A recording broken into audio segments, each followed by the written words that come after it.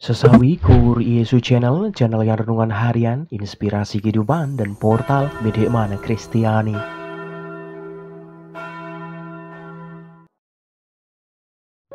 Damai sejahtera beserta kita. Semoga sahabat-sahabatku yang terkasih di dalam Kristus Waktu Muda dan saudara-saudaraku dimanapun Anda berada, sungguh selalu beroleh rahmat sukacita, berkat yang melimpah, serta perlindungan dari Tuhan, sahabatku. Sahabatku yang terkasih, pada kesempatan ini, pada hari Rabu 14 Juni 2023 ini sahabatku, kita mau bersama-sama mendengarkan firman Tuhan dari Injil Matius. Mari sahabatku, Tuhan beserta kita sekarang dan selama-lamanya. Inilah Injil suci menurut Matius. Dimuliakanlah Tuhan. Dalam khotbah di bukit, Yesus berkata, "Janganlah kamu menyangka bahwa aku datang untuk meniadakan hukum Taurat atau kitab para nabi.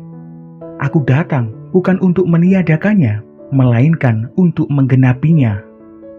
Karena aku berkata kepadamu, sesungguhnya selama belum lenyap langit dan bumi ini, satu iota atau satu titik pun tidak akan ditiadakan dari hukum Taurat sebelum semuanya terjadi.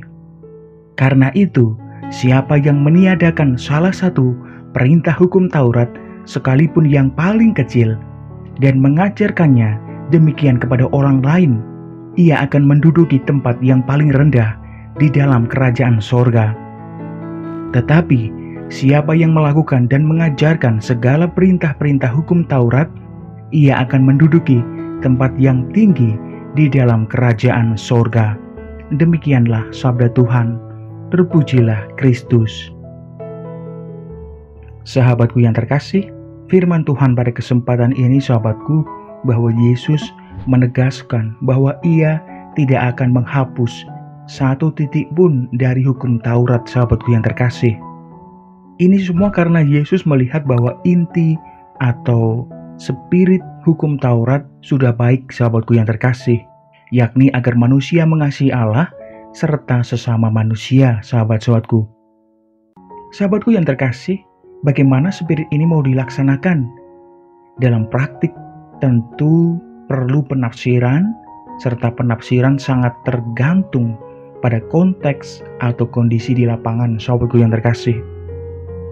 Sahabatku yang terkasih, pembaruan tidak selalu berarti perombakan loh, baik itu penggantian personil maupun aturan. Yang diperlukan kadang hanyalah keteladanan dari pimpinan baru dalam melaksanakan aturan yang sudah ada, sahabatku. Sungguh sahabatku yang terkasih, yang dilakukan Yesus bukanlah merombak hukum Taurat, melainkan menafsirkannya secara kontekstual, sahabatku, dengan tetap berpegang pada spirit atau rohnya yang terdalam, yakni kasih, sahabatku yang terkasih. Sahabatku, bila Yesus menyembuhkan orang lumpuh pada hari Sabat, itu tidak berarti ia menghapuskan hukum Sabat, tetapi menafsirkannya secara lebih konteks, sahabatku, dan mengamalkannya secara lebih radikal atau mendasar, sahabat-sahabatku. Sahabatku, kalau kita meminjam kata-kata Paulus yang pernah disampaikan, sahabatku, bahwa Yesus mengutamakan roh dari hukum itu sendiri, sebab hukum yang tertulis mematikan, tetapi roh menghidupkan. Amin.